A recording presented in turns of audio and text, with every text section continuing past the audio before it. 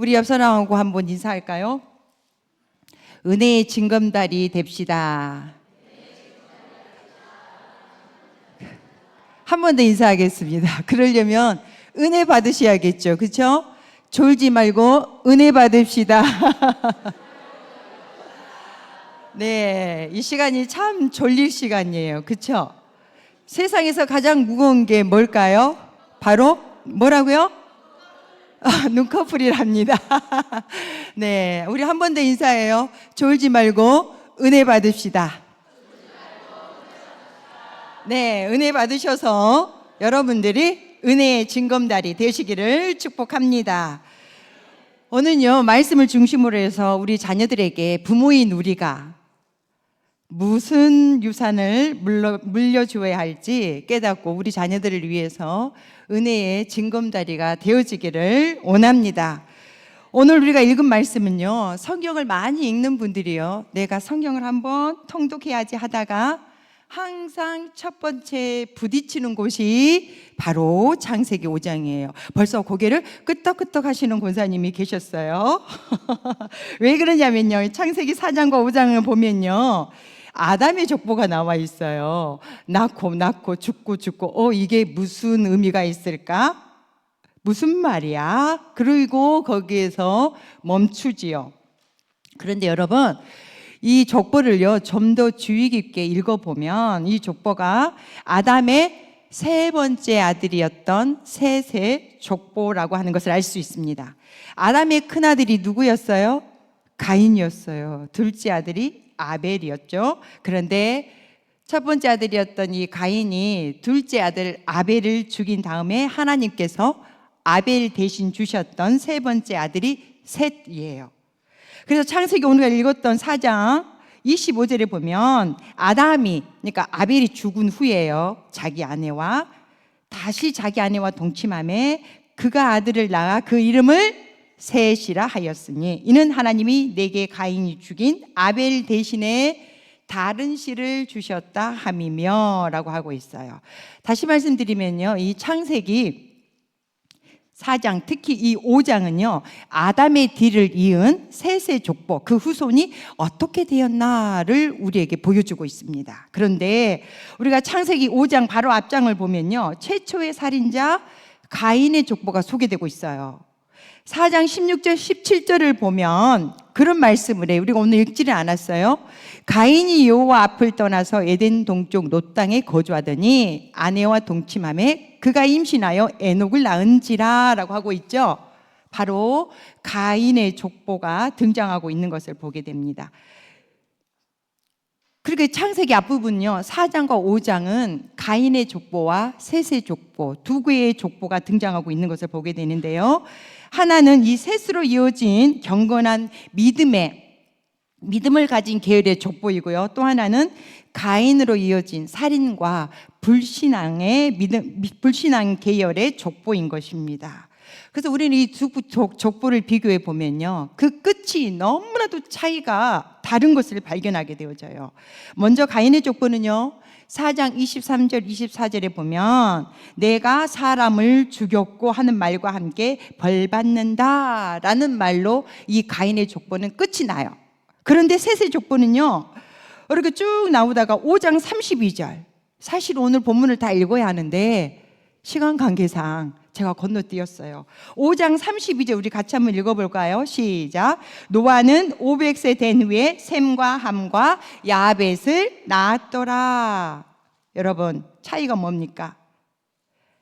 한 족보는 신앙의 족보요, 한 족보는 불신앙의 족보입니다. 그래서 한 족보는 보니까 믿음에서 믿음으로 이어진 족보였고요, 한 족보는 심판에서 사망으로 이어진 족보예요. 그리고 한 족보는 축복에서 축복으로, 한 족보는 저주에서 저주로 내려간 족보인 것입니다. 그러면 결국 하나님께서는요, 이 말씀이요, 이렇게 시작부터 두 개의 족보를 극명하게 대조시키면서 우리에게 교훈하시고자 하시는 것이 무엇이겠는가? 바로 믿음의 유산이 그렇게도 중요하다라고 라는 것을 우리에게 말씀하고 계십니다. 그러니까 우리가 창세기 5장을 통해서 첫 번째 깨달아야 될 것은요, 우리가 우리 자녀들에게 물려주어야 할 유산은 바로 믿음의 유산, 신앙의 유산이라는 것을 알 수가 있겠습니다.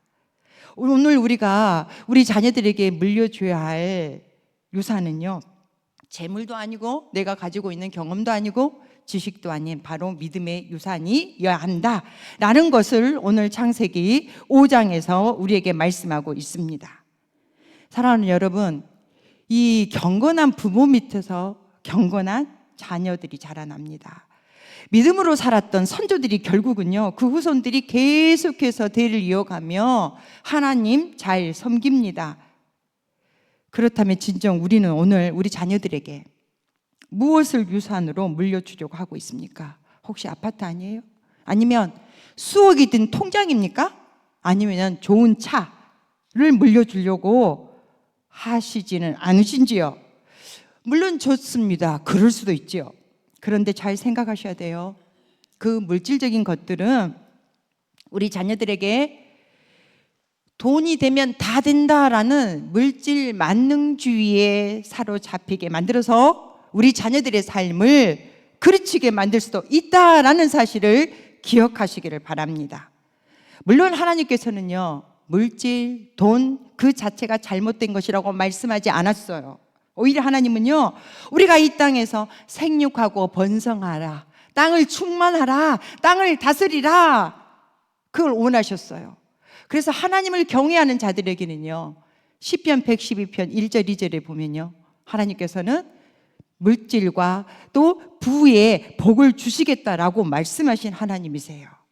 그러므로 우리가 부해지고 번성해지는 것, 그건 결코 잘못된 일이 아닙니다. 하나님께서는요, 우리 믿는 사람들이 번성해서 돈과 재물을 잘 사용하고 잘 활용할 것을 원하세요.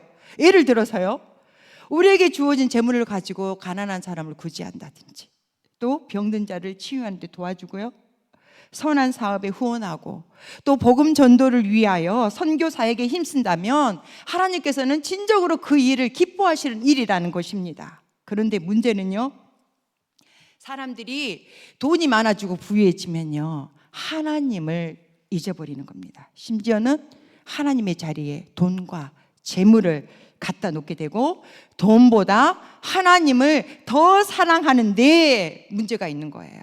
하나님 분명히 말씀하셨어요. 돈이 악의 근원이다라고 말씀하시지 않으셨어요. 돈을 사랑함이 만악의 근원이다. 돈, 재물 그 자체가 잘못된 것이다 라고 말씀하시지 않았어요. 그런데 그 돈을 또 재물을 하나님보다 더 사랑하는 것, 그것은 곧 뭐예요? 우상숭배예요. 그 돈을 사랑하다 보면, 재물을 하나님보다 더 사랑하다 보면 황금만능주의, 이게 만문이즘인 거죠. 그게 문제라는 거죠. 그러므로 오늘날 우리가 우리 자녀들에게 신앙의 유산, 믿음의 유산을 물려주지 않고요, 돈과 재물을 물려준다면 그것이 곧 우리 자녀들을 망하게 할 수도 있습니다. 그러므로 우리는 우리 자녀들에게 무엇보다도 신앙의 유산, 믿음의 유산을 물려줄 수 있어야 합니다. 왜요? 그 오직 믿음의 유산만이 우리 자녀들을 영원한 생명에 이르게 하기 때문인 줄 믿습니다. 그런데 여러분, 이 믿음의 유산, 이 신앙의 유산은요, 하루아침에 물려줄 수 있는 것이 아닙니다.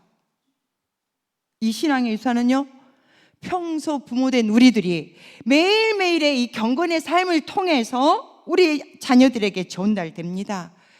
저는 지난주에요, 한 책을 읽다가 지금 천국 가 계시는 부모님 생각이 나서 많이 울었습니다. 지금도 설교하기가 참 마음이 쉽지가 않아요. 이 책은 성결교회 목사이시면서 독일의 도르트문트 교회에 담임 목회를 하시면서 선교사님으로 계시는 목사님 이화정 목사님이란 분인데요, 그의 어머니가 30년 동안 38권의 일기를 쓴 그 일기를 발견하시고 그 일기를 책으로 엮어서 내셨는데요, 발간된 지 3주 된 책이더군요. 아주 따끈따끈한 책입니다. 여러분들도 한 번쯤은 꼭 읽어보시면 좋겠어요. 이 목사님의 어머니 오순심 권사님은요, 1945년 전남 신안군의 작은 섬 에도위에 태어나셨고요.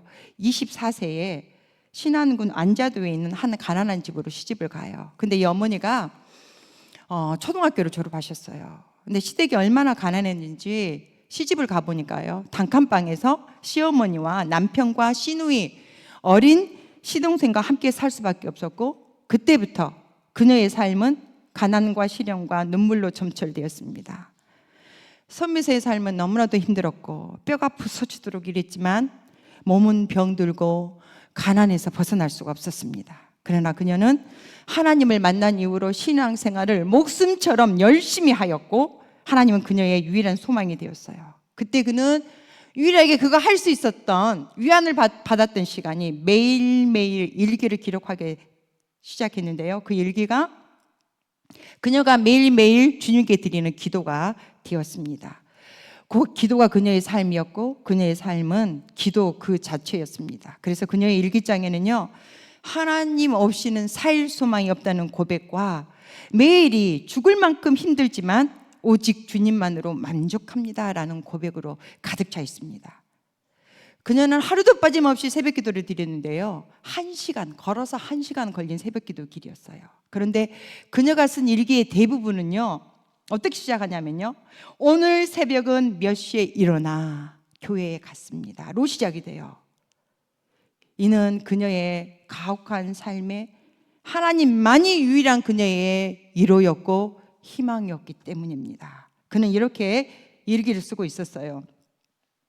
94년 4월 26일 일기인데요, 오늘 아침에도 세상 사람들과 접촉하지 않고 세상 만물과 상관하지 않고 제일 먼저 하나님 아버지를 만났습니다. 그리고 주님과 대화했습니다. 오늘 새벽 기도 가는데 정말 기뻤습니다. 우리 가정에 기도가 없으면 죽은 몸입니다. 그래서 새벽 기도하며 하루를 하나님께 의지했습니다 라고 기록이 되어 있었어요. 그리고 그녀는 모든 예배를 목숨보다 소중히 여겼어요. 교회 가기 위해서 얼마나 애썼는지 몰라요. 교회에 가지 않으면 죽을 것 같았거든요. 밭일도 하고요, 염전일도 하고, 얼마나 일이 많은지 일은 해도 줄지 않고 새벽기도 마치고 나서 밭에 가서 일하시다가 주일날 교회 시간 되면 교회 가고 또 일하러 가고, 수요 예배 때도 저녁 때까지 일이 끝나지 않으니까 배를 굶으면서 일하다가 일 마치자마자 교회로 달려가서 수요 예배를 목숨 걸고 드렸습니다. 왜냐하면요, 그녀의 그 힘든 인생살이를 이겨낼 수 있는 힘은 오직 하나님과의 만남인 예배로부터 나온다는 사실을 그녀는 알았기 때문에요. 그것을 머리로만 안 것이 아니라 그의 몸소 체험을 통하여 알았기 때문이었습니다. 그래서 모든 예배 빠지지 않고 드렸고요, 어떤 일이 있어도 예배당을 찾았습니다. 또한 이웃을 위한 중보기도도 멈추지 않았지요. 하나님, 우리 마을에 아픈 사람이 너무 많아요. 저의 손길이 예수님의 손길을 통하여 고침받고 교회에 나올 수 있게 해주세요. 우리 마을에 사랑하는 형제 자매들이 예수님 믿고 구원받게 해주세요. 그녀의 영혼 구원을 향한, 이웃을 향한 이 간절한 열망과 함께 이웃에게 복음 전하는 전도로 이어져요. 처음에는요, 마을 사람들이 이 오건사님을 핍박을 했어요. 그 바닷가 마을이기 때문에 온갖 미신들을 섬기지 않았겠어요? 굿하고, 툭하면 굿하고요. 그런데 서양 귀신을 데리고 들어와서 이렇다고 하면서 얼마나 핍박을 했는지 모릅니다. 그러나 그녀는 핍박은 하면 할수록 더 끊임없이 복음을 전하고, 이상하게도 핍박을 당할수록 힘이 나고 기쁘다고 기록하고 있습니다. 마침내 그녀의 전도로 말미암아 미신에 사로잡혀 있던 70명의 마을 주민들 전부가요, 교회로 나오게 되었고 집사, 권사, 장로가 됩니다. 그런데 그녀에게 한 가지 말문할 비밀이 있었는데요, 그 책을 읽다가요, 반전이 일어나요. 저도 놀랐는데 그건 뭐냐면요, 그녀가 너무나도 사랑하는 아들 이화정 목사님의 출생 비밀이었어요. 이화정 목사님은 그녀의 친아들이 아니라 누군가가 다리 밑에 개천에 그 어린 생명을 버린 것을 보고 데려와 키운 아들이었어요. 그녀는 자신도 너무나도 힘든 삶을 살고 있었는데 그 한 생명이 버려진 것이 너무나 안타까워서 그 생명을 거두어서 친히 낳은 부모 이상으로 사랑과 희생으로 이 목사님을 키웠습니다. 근데 나중에요, 이 신군사님이 치매에 걸려요. 걸리고 보니까 내가 이러다가 나중에 우리 자식도 기억하지 못하게 될까 두려워서 이 아들을 부릅니다. 그리고 먼저 이야기를 하죠. 사실은 내가 개천에 버려진 너를 데려다가 키웠다. 이 목사님 충격을 받았어요. 그렇지만 이 권사님은요, 평생 아들을 위해서 기도하고 가난으로 인하여서 이 아들의 뒷바라지를 제대로 못해줌을 늘 안타깝게 여겼어요. 곳곳에 보면요, 아들이 집으로 다녀왔는데 용돈을 충분하게 주지 못해서 하나님 속상합니다 라는 기도문이 있어요. 목사가 되기를, 선교사가 되기를 간절히 기도했는데요, 이렇게 기도했어요. 우리 아들이 능력 있는 자나 연약한 자나 모두 품어줄 수 있는 목회자 되기 기도합니다. 돈 있는 자나 없는 자나 하나같이 사랑하고 기도해주는 목회자 되기를 기도합니다. 가진 것 없다고 남에게 무시당하고 손가락질 당하는 사람들을 사랑해주고 기도해주는 목회자 되기를 기도합니다. 궁핍에서 고개 들고 살지 못하는 이들의 손 잡아주기를 기도합니다. 그리고 이 권사님의 기도 내용은요, 거의 회개하는 기도의 내용이에요. 처음에요, 어머니로부터 이야기를 들었던 이 목사님은 큰 충격을 받았어요. 그렇지만 이내 내 자신이 목사가 되고 선교사가 되어서 이렇게 사역을 하게 된 것도 내가 잘나서가 아니라, 내가 열심히 하나님 앞에 헌신해서가 아니라 모두 다 어머니의 사랑과 기도와 그의 희생 때문이었구나라고 깨닫게 됩니다. 그리고 이 목사님은 이렇게 이 책에서 고백을 합니다. 도대체 나에게 무슨 일이 일어난 것인가? 나는 다리 밑 개천에 버려져 죽을 수밖에 없는 인생이었다. 나를 낳아준 부모님은 나를 버렸는데 내 진짜 엄마는 나를 살려주고 먹이고 입히고 죽일 힘을 다해 뒷바라지 해주었다. 그리고 나에게 하나님과 예수님을 유산으로 물려주셨고 하나님을 아바 아버지라 부를 수 있게 해주었다. 목사가 되고 선교사가 되라고 새벽마다 밤마다 기도했고 헌신했다. 이하준 목사님은요, 독일에서 박사학위까지 받으셨어요. 뒤에 책의 프롤로그에 보면 그를 도와줬던 많은 분들의 이름들에게 다 나열을 하시면서 감사에 한 분 한 분에게 감사를 다 기록해 놨어요. 제가 많은 책을 보았지만 이런 분은 처음 봤어요. 사랑하는 여러분, 오늘 우리 한국교회와 부모된 이들이 우리 자녀들에게 물려줘야 할 가장 소중한 유산이 있다면 무엇일까요? 저는 이 권사님의 그 기도 말입니다. 오늘 아침에도 세상 사람과 접촉하지 않고 세상 만물과 상관하지 않고 제일 먼저 하나님을 만났습니다. 그리고 주님과 대화했습니다라고 고백했던 우리 모두의 어머니를 상징하는 오순심 권사님의 경건의 삶이 아니겠습니까? 저는 엄마의 일기가 하늘에 닿으며 이 책을 읽으면서 소천하신 제 어머니의 기도가 생각이 났습니다. 참 어릴 때 천둥치고 바람 부는 날이며 그 어린 마음에 무섭고 정말 두려움 가운데 잠이 잘 오지 않았지만 그 어머니의 열정적인 기도 소리에 안심하고 잠을 청했습니다. 또 때로는 간절히 울부짖는 어머니의 기도 소리가 저에게는 자장가처럼 저의 영혼을, 마음을 평온하게 하였고 하나님만을 절대적으로 의존해야 한다는 것을 어린 마음에 어머니를 통해서 배우게 되었던 것 같습니다. 그 가운데 어머니의 간절한 기도는 우리 육남매를 하나님 앞에 나아가게 하였고 은혜의 징검다리 역할을 하였습니다. 바라기는 우리 성도님들 가정에서 기도가 일상이 되어지는 삶 살아가는 부모님들의 믿음의 유산이 우리 자녀들에게도 은혜의 징검다리 되기를 축원합니다. 우리가 또 한 가지 우리 자녀들에게 물려줘야 할 가장 소중한 유산은 영원한 생명의 유산입니다. 창세기 5장에 보면요, 많은 믿음의 조상들의 이름이 열거되고 있는데요, 공통점을 보면요, 930세, 905세, 910세, 895세, 962세, 365세 오랫동안 살았다는 것입니다.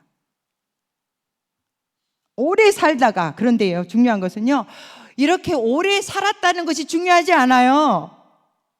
그들이 이렇게 오래 살았음에도 불구하고 결국에는 다 어떻게 되어요? 죽었다는 것입니다. 창세기 5장에 보면 한번 세보세요. 죽었다라는 표현이요, 다 8번이 나오고 있어요. 반복해서 나타납니다. 이것이 우리 인생의 결론이에요. 그가 800년, 900년을 살았건 결국은 어떻다는 거예요? 사람들은 다 죽는다라는 거예요. 그가 얼마나 많은 재물을 남겼고 얼마나 많은 또 업적을 이루었는지 그게 중요한 게 아니고 결국은요, 사람은 다 죽는다는 거예요. 생각해 보면요, 참 허무한 결론이죠. 우리가 이 세상 살면서 그렇게도 발버둥 쳐도요, 결국은 모두가 죽음에 삼킨 바 되고 만다라는 사실을 기억하시기를 바랍니다. 오늘 본문에 나타나는 셋의 족보와 4장에 나오는 이 가인의 족보를 다시 한번 살펴보면요, 이 족보는 이 문제에 있어서도, 이 죽음의 문제에 있어서도 너무나도 극명한 차이를 보여주고 있어요. 가인의 족보는 아까도 말씀드렸죠. 죽었다, 또 벌을 받았다, 저주의 말로 끝나고 있어요. 그런데 여러분, 이 셋의 족보는요, 저주로 끝나지 않아요. 죽음으로 끝나고 있지 않아요. 셋의 족보는요, 죽음이 인생의 마지막이다라고 선언하고 끝나지를 않고 있다는 거예요. 이게 너무나도 중요한 아담의 족보와 셋의 족보의 차이인 것입니다. 창세기 5장 32절을 보세요. 노아에는 어때요? 셈과 함과 야벳을 낳았더라라고 하면서 후손으로 이어지고 있다는 거예요. 이것은요, 창세기 10장에 보면 10장을 한번 넘겨보시면요, 노아 후손의 족보가 나오고 있어요. 그리고 이 족보는요, 11장에 가면요, 노아의 아들 중에 하나였던 셈의 족보로 이어집니다. 여러분, 놀라운 사실, 11장 26절에 보세요. 누가 등장합니까? 11장 26절 누가 등장해요? 아브라함이 등장해요. 그리고 12장에 가서 보면 하나님께서는 복의 근원으로 아브라함을 부르십니다. 이 아담의 족보는요, 이 아브라함의 족보는 창세기를 넘어서서 신약에 오는데, 신약에 오면 마태복음 1장 1절에 누구의 계보가 나옵니까? 예수 그리스도의 계보, 예수 그리스도의 족보가 나오고 있는 것입니다. 결국 창세기 5장에 아담과 셋으로 이어진 족보가 누구에게까지 연결되어진다고요? 예수 그리스도까지요. 비록 죽음에서 시작했지만 생명으로 끝나고 있다는 것을 기억하시기를 바랍니다. 그런데요, 놀라운 것은요, 창세기 5장에는요 죽었더라가 8번 나왔잖아요. 생명의 족보, 영생으로 이어진 예수님의 족보, 마태복음 1장에 보면요, 낳고가 몇 번 나온지 아세요? 39번이나 나오고 있어요. 한번 동그라미 쳐보세요. 집에 가셔서. 네, 정말 그래요.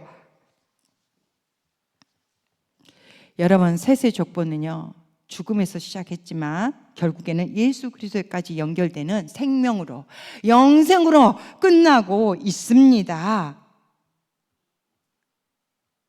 바라기는요,